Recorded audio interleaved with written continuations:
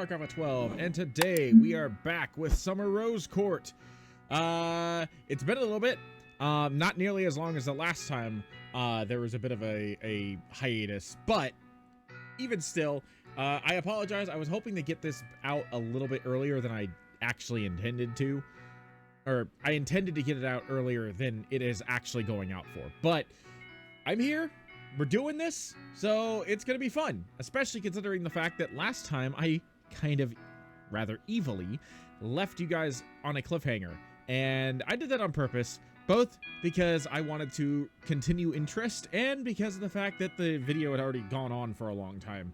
And I believe the cliffhanger is that, well, the recap was that as we decided to explore the castle for the day, our little group of adventurers ended up finding a hidden room with a very unusual rose lantern that reacted to Ruby's bloodline. And by going down this very long, narrow staircase and entering this unique room, I believe we may have found the place where Penny was built. Because I know Penny's in the game. And if that's the case, then I think we're about to meet our lovely little android. So, yeah, we're going to continue our little investigation that we left off on in the last video. So without further ado, let me get my RWBY voice going, since this is told in first-person perspective, and RWBY is the main character. And, yeah, we'll get going. Let's get started.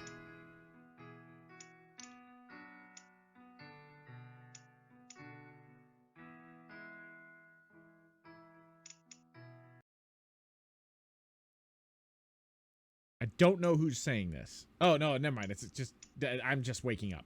Oh, that's right. RWBY fell through a trapdoor. That's what happened. Okay. She ended up approaching a table and she fell through a trapdoor. So let's wake up.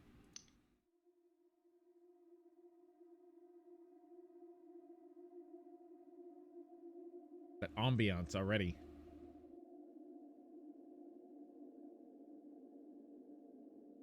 You're here.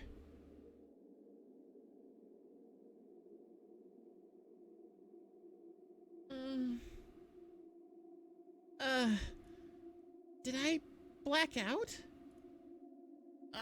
My head. I guess I did. It's a struggle, but I managed to get to my feet. Literally everything hurts, but nothing's broken.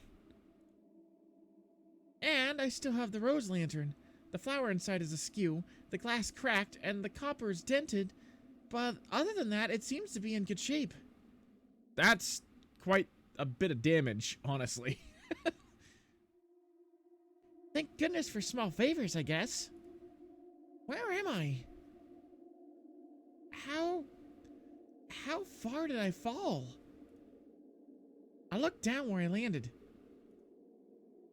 It's the wreckage of some kind of platform.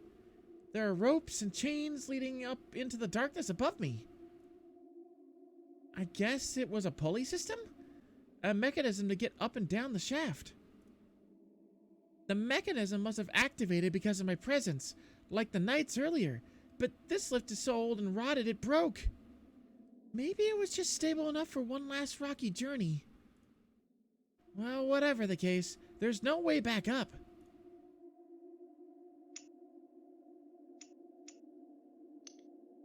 What? Can you hear me?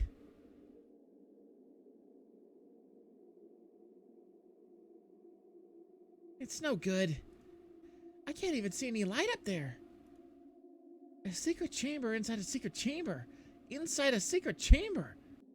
Figures. I must be far below the castle. There must be another exit somewhere. I raise my lantern and look around. The space is narrow and carved right out of the rock. Clearly a professional lobby for the ruined lift. On the other side of the room is a door. I head through. That's creepy as hell. You're here at last. I need to work on trying to differentiate Penny from Ruby. I even have trouble with that in JPDE sometimes. Limitations of my voice. Lamplight flickers on as I walk in, bathing the patches of the room in a strange green twilight, throwing distorted shadows in all directions. The air is stale, but there's a whiff of rot and a chemical tang. What is this place? Some kind of theater? This doesn't look like any theater I've ever known. The space I walk out into is less of a room, I realize, and more of a cavern. The ceiling stretches off into the shadows. Chairs, stools, boxes, bits of machines, and even stalagmites chopped into shape have been arranged as impromptu seating around an elevated platform on the far wall of the huge space. The stage is still bathed in shadows, but I can make out strange, twisted figures on the edge of my perception. I really don't know if I want to see what's playing tonight. I'm here. I'm here. Can you hear me? Hello? Is anyone there? Yes, I am here. I'm still here. The voice is clearer than before. Feathery and faint, but definitely real. Their words still whisper inside my head, but at the same time, I can hear it echoing in the room. It's coming from the stage ahead of me. I wish I had Little Thorn right now. I'm coming over to you. Thank you. I hold the rose lantern up high as I make my way through the seating of the hall. My gut twists at every shadow that looks off, expecting some audience member to stand up and greet me. But there's nobody here. Nobody living or dead. Ah!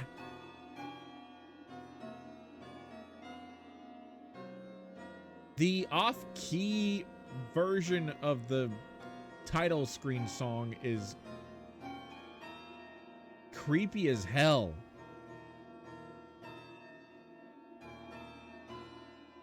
The lamps over the stage sputter to life as I approach, and a dozen twisted figures rear up, tall and warped, inhuman. Ah! What? There's a metal rod sticking out of one of the junk piles. I snatch it up and brandish it defensively in front of me, but the figures don't leap out as expected. They're still. My heart is hammering in my chest, but I clamp down on my breathing and I study the figures. They're not alive. They're sculptures, immobile, only seeming to move thanks to the flickering of the lamplight. What is this place? There are steps leading up to the stage on the side of the platform. I head up and I finally get a good view of the whole scene. There are at least a dozen sculptures, cobbled together like the seating. Suits of armor, broken mannequins, bits of wood nailed together, and the metal twisted up into shapes of people, all dressed in crude facsimile of high society. Each one has a rose tucked somewhere on their, for lack of a better word, person. Is this supposed to be the Summer Rose Court? The crude court members are all frozen in pictures of grief and lamentation. Wait. Oh, thank God. The music stopped. It was really throwing me off and giving me, like, unsettling chills. The crude court members are all frozen in pictures of grief and lamentation. The ones that shocked me earlier have their hands raging against the sky, while others are weeping at the foot of a bed. The bed is narrow and draped with now moldering satin sheets. Resting atop is a glass box.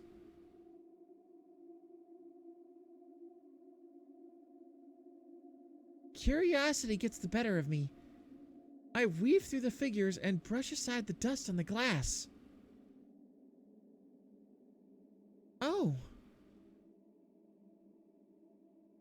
There, as if sleeping, is the first sign of life in this place.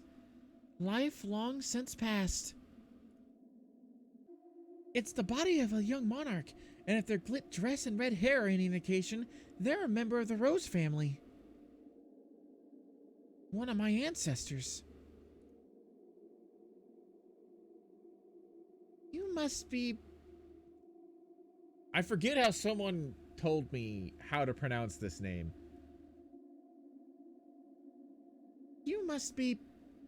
Beige. She's remarkably well preserved. Only an unnatural paleness and tightness of her skin suggests that she's anything other than slumbering. Unlike the funeral scene around her, she seems at peace. What happened here? Somehow, I don't think you would have wanted any of this. She can't answer. Or can she? Hello? Voice? Yes? I'm here. I let out a sigh I hadn't known I was holding. The voice doesn't come from RWBY's coffin. It sounded like it came from somewhere else on the stage. I stand up and look around.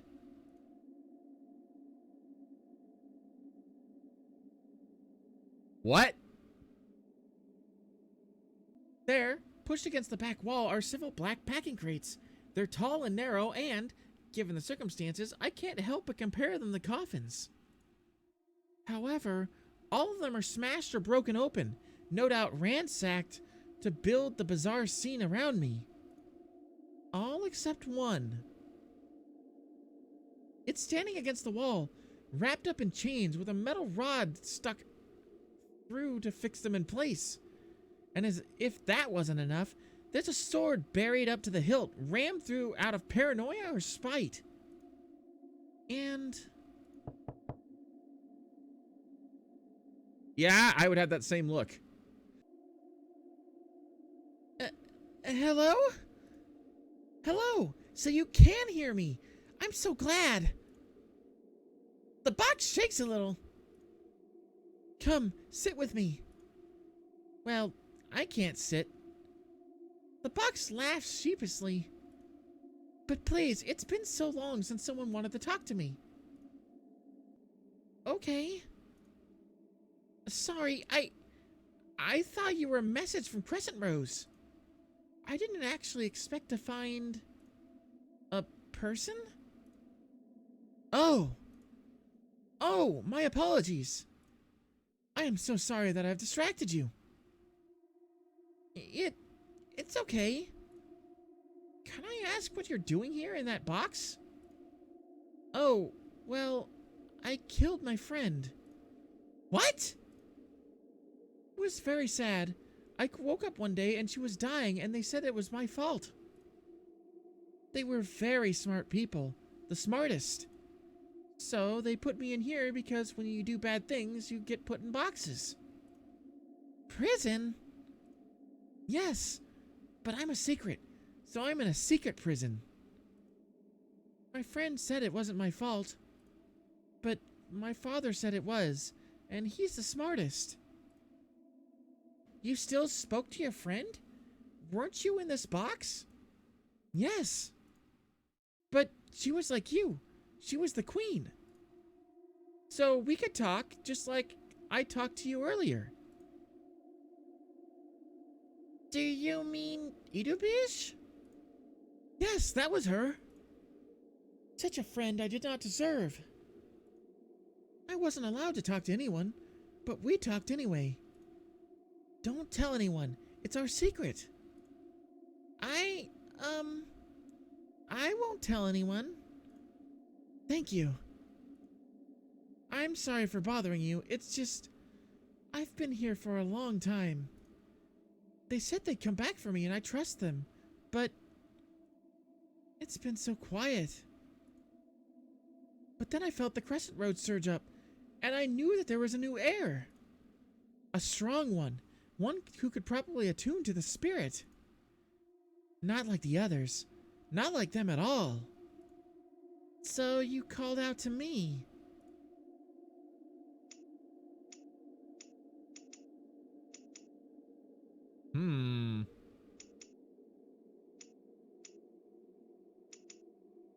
How long have you been here? How long have you been waiting? Oh, a very long time. But I fell asleep for a lot of it.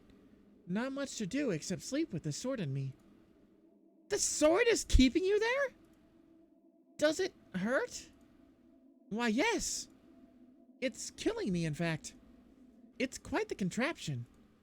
But too much of anything is bad for you, they say, so it's to be expected. This is the most unusual conversation I think I've had in a video game in a long time. What are you? Lots of things. I'm a good listener. I'm great at I Spy. I'm the lab's record holder in counting. I got past 260 once, you know. No, I mean, what are you? Are you a ghost? I don't think so.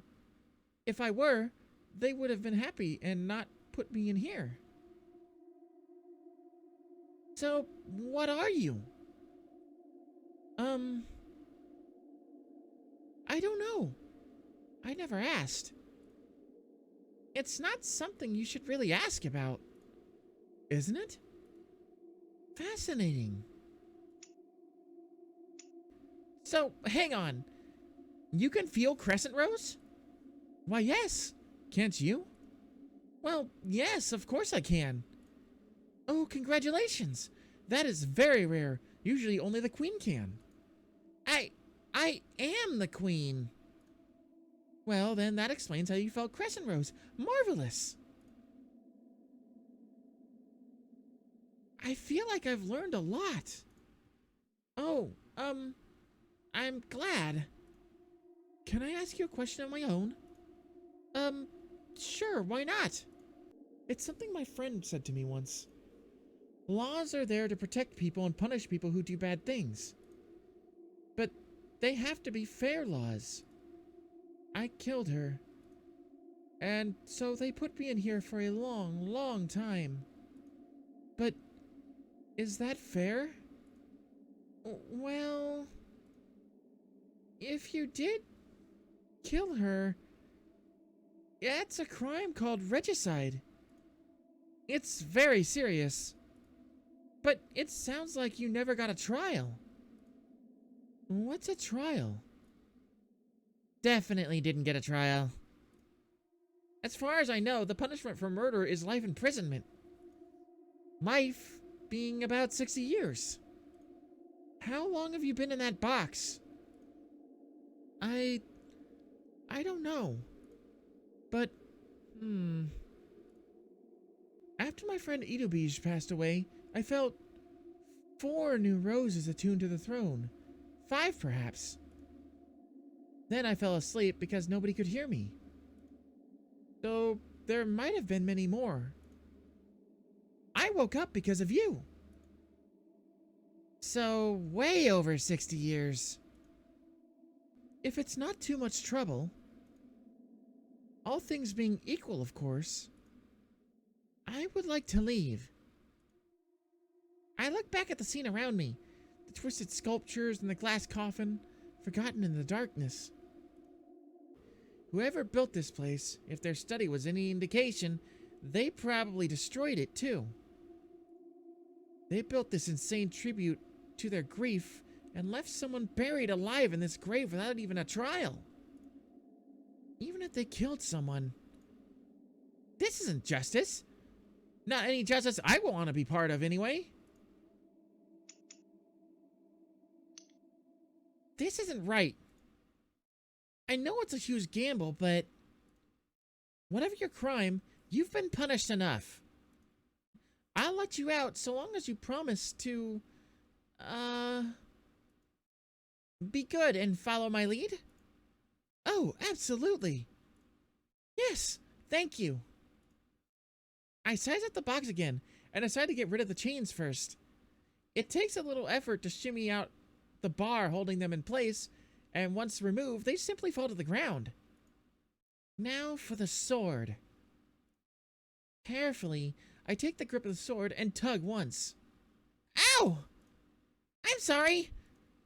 It's okay. It just surprised me. Keep going. It hurts, but I'm interested to see if it will hurt less when it's out. Okay. I tug on the sword again, more carefully this time. It's pretty wedged into the wood, not to mention the person's body. The mental image makes me shudder. It's stuck. I'm gonna have to pull harder. Tell me when you're ready. Their reply is instant. Ready! Okay. I wrap my hands around the grip and brace one leg against the box. 3, 2, 1. I pull as level and smoothly as possible, and the sword starts to slide out. I feel a dull thud against the box as the prisoner is yanked forward, and then a resistance. It feels like they're trying to arch backwards, trying to help. It's almost out. Their voice is pained, but I know I can't stop now. They're almost free. Got it! The sword slips out and I tumble backwards, landing graciously on my rear. Ow! I scramble back to my feet just in time to see the box shudder. The front of the panel of the box is pushed out, boards creaking as one by one the nails keeping it shut lose their grip on the wood. In one single piece, the panel falls to the ground, revealing a figure wrapped in heavy cloth.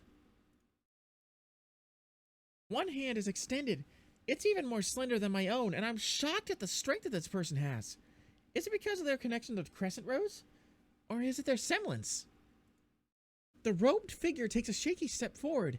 I grip the sword tightly as my doubts reach its peak. Oh. Is it always this dark outside of boxes? You've still got the sheet on your head. Oh, so I do. The figure scrambles, hands waving as they try to figure out how to untangle themselves in the cloth. After a minute, I'm about to step in and help, but they manage to find the edge and pull themselves out. So this is the outside. It's much nicer. A mechanical person? Salutations! The mechanical figure curtsies politely. My name is Miss Pendrake, a humble servant of the Rose family. But please, call me Penny. Why is her name Pendrake if she's labeled as Penny Paulandina? I am confused and interested. But I do have to say, out of all the sprites we've seen thus far, I think that she is the most adorable, period. End of discussion. I also like the fact that she blushes green. That's adorable too. Her limbs are tarnished and stained metal, and she moves with a stiff, exaggerated motions like a puppet. But her eyes are bright and odd, taking in the strange sights around her, and I can feel it now. An aura. She's alive? Are you mute? That's perfectly fine. Simply point the way. No. I'm just surprised. It's nice to meet you, Penny. My name is RWBY. Oh, it's my pleasure entirely. I also find it very interesting that she seems to be the most animated of all the sprites that we've seen thus far. Might I ask, have you seen the Queen? Penny, I'm the Queen.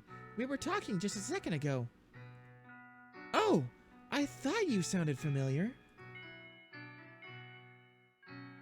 I didn't want to make assumptions. It's impolite. He takes a step forward. This is walking, right? Pleased, she takes another. Oh my god, that's adorable. How fun! I notice that there's a hole in her midsection, the stab wound from the sword. It's oozing some kind of liquid, tinged green in the lamplight. Sure, she's some kind of metal person, but that can't be good for anyone. Penny, I think you're bleeding. Oh, there's a hole in me. Not to worry, You may not have noticed, but my body is closer to that of an automaton than a human. So she does know what she is. What would be a serious injury to others is but a scratch to...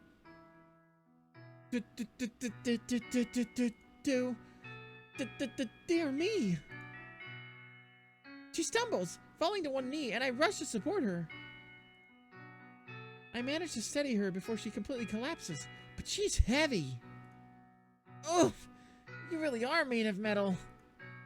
My apologies. My energy distribution seems to be fluctuating. It's the wound, isn't it? We need to do something about it. We do? So, when in pain, then, do something about it. Understood. I can't tell if she's serious or just babbling. Her voice is hitched and coming out in stutters. It's too dark to examine the wound, and I don't think I could understand it even if I could see. Hopefully bandaging an automaton isn't much different from anyone else. I grab the cloth Penny had been wrapped in and start using the sword to slice through it. She watches with wide, fascinated eyes. Here, take this cloth and push it hard against the wound. Try to plug the hole. Okay. I start cutting bandages into shape. When I have a decent number, I look up to see Penny actually stuffing the folded cloth into the wound. Apparently no worse for wear. Well, whatever works for you. Sit up. I'm going to bandage you. Eager to be obedient, she pushes herself up, and I hurriedly tie the bandages around her. I pull them tight, but she doesn't so much as wince. Okay, I have no idea if this will help. How do you feel? Sensational! When she stands up, she's still wobbling, but she seems steadier than before. I feel more stable now. So, this is where I've been sleeping all this time. Oh, it's the laboratory! Whatever has happened to it? The lights used to be so bright, white and amber. She starts to wander around, examining the whole room. And where have all the machines gone? Hardly any science can be done with so little equipment. I'll take your word for it. I don't know why everything here was torn up and turned into this weird theater. Oh, my friend spoke to me about theaters. So this is a theater now. Or rather, a facsimile. Penny seems troubled.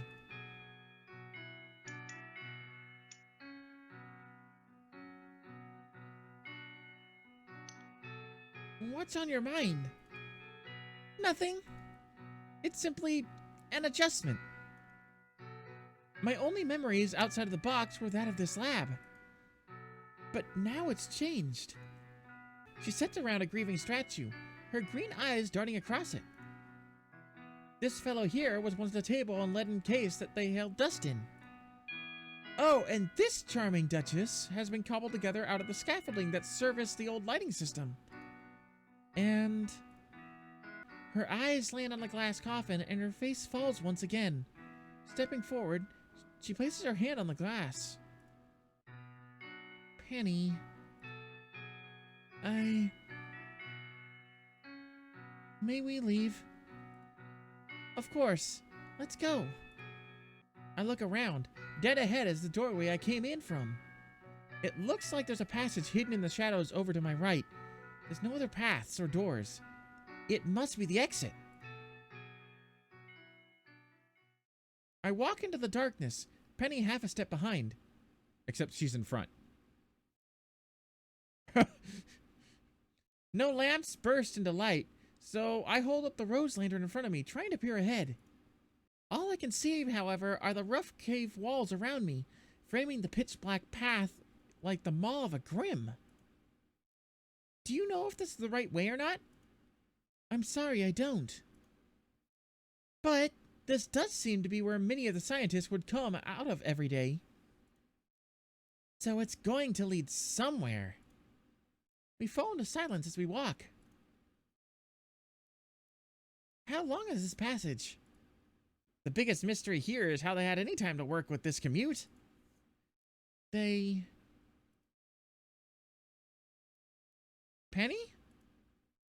They forgot. They really forgot about me, didn't they? I don't know, Penny. Maybe they had a reason. Oh. Maybe it's because I'm very small. I don't take up very much space, and sometimes people forget about small things. My friend RWBY said that once. Maybe they couldn't return. What do you mean? I found a study connected to the lab. It was like whoever owned it just walked out for some fresh air. It doesn't explain why the laboratory was torn up like that. But there might be answers out there. She falls quiet, not responding for a while. Then, something ahead catches her attention. Hey, look! The exit! Really? Penny's eyes must be sharper than mine because it takes her explanation to help me realize that the wall of darkness has given way to a sturdy set of stone doors. As I approach, a faded rose sigil etched on each door flares to life.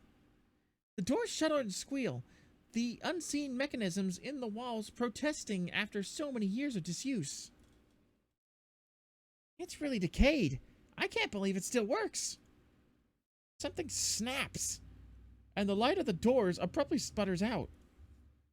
Well, sort of. Do you think that gap is big enough to squeeze through? It seems to be. Poor thing. It used up the last of its energy to let us out. Sleep well, Sir Door. I'm amazed it was still working at all. Many things woke up when you took the throne, RWBY. Like me. And the Crescent Rose. And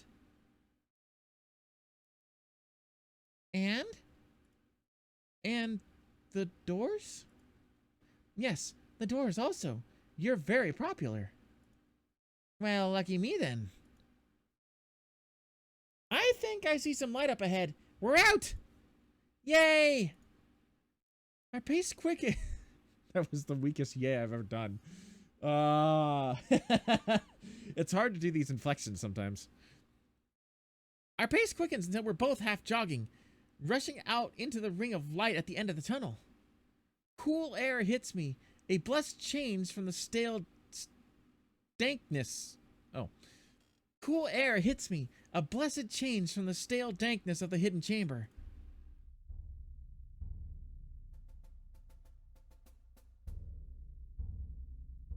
That's quite a bit of ways away from where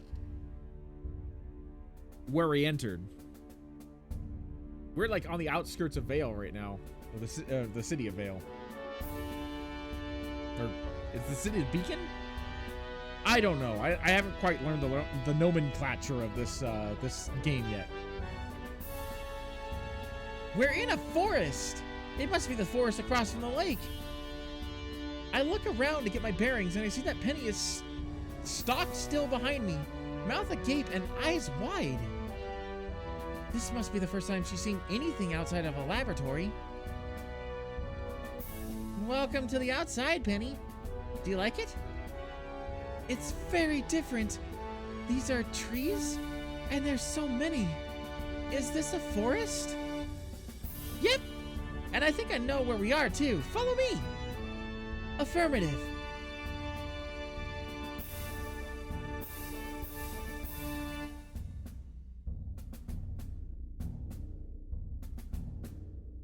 There it is. Wait, there it is. This is the same road we used to get to Beacon from the desert. We're only about an hour's walk away. That's a long time for Glinda and Weiss to be worried about you, RWBY. Thank goodness. I'm actually relieved. The last time I was here, I don't think I could have been dreading it more. It's beautiful. Though I think I need to sit down now. She's wobbling on her feet.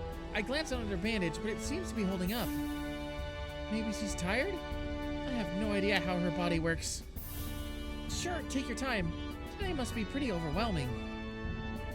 She smiles as we rest down on the grass, facing the view of the castle on the lake. This is more than I can ask for. But even so, can I ask for one more thing?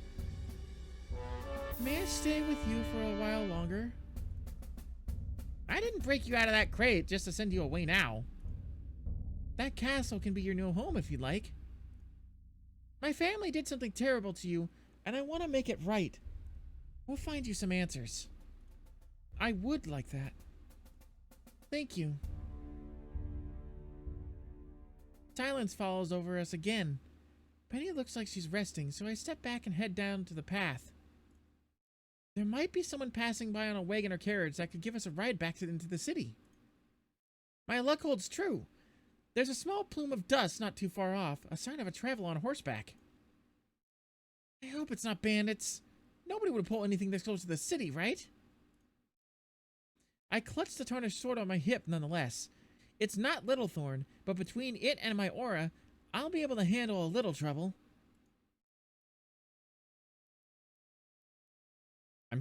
Is that Yang? I don't know. RWBY!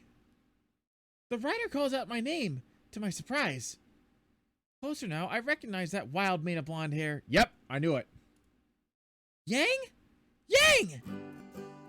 I step out and wave my hands to get her attention.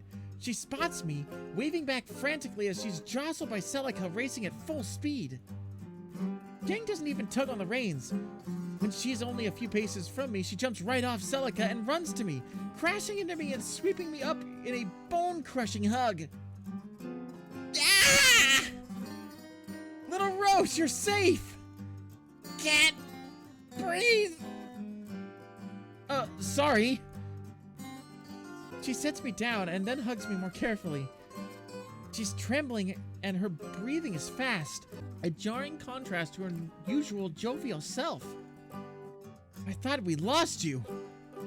It's okay. I'm okay now. How did you know I was here? You can thank Oobleck. We tried following you down the shaft you fell into, but the tunnel had collapsed. He had a bunch of ancient maps of the castle and the area, and gave us a list of locations where the old excavation tunnels used to lead. Looks like you had quite an adventure, Little Rose. More than you realize. I explained what happened after my fall. They must have carved out the escape tunnel to make space for the lab. It's kind of quiet out here, so it makes sense why nobody in the castle remembers it. And they built a mechanical girl that can talk? She's over here. I'll introduce her to you. Yang looks skeptical, and I can't really blame her. I'm still wrapping my head around it too. But Penny speaks for herself, so I lead Yang back to where Penny is resting. Penny, look who... Penny! Penny is slumped in a heap on the grass, unmoving. I rush to her side, with a confused Yang following quickly behind me. Penny, what happened? Is it the wound? Yang, help me prop her up! Sure. Together, we heave Penny into a sitting position as gently as we can in spite of her weight. Penny's eyelids flutter, and I can hear a faint whirring sound like little insects scuttling somewhere inside her. Her green eyes are dim, but she manages to turn them up towards mine. Ruby, I'm very tired. Perhaps Sir Dor felt the same? Woken up by you long enough to help you be free. I think I might not have been sleeping all this time. Penny, stay with me. What's the matter with her? I don't know. I don't know how she works. But there's notes in the study. Yang, we need to get her back to the castle right now. We'll put her on Celica. Then let's go. Penny, you're going to be okay. Understood. No time to waste.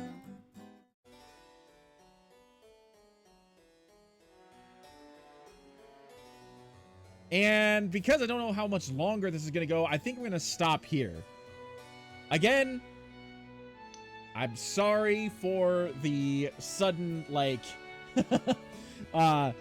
cliffhanger. This one I actually intended to see through to the end, but this recording is getting pretty long, and my voice is getting tired, and I've got a couple more videos I want to record today, so I need to save it. And Ruby's voice is just killer. I was hoping to do this video last, but oh well. And in the meantime, thank you for joining me. This was Arc Alpha 12, and I shall see you in the next video.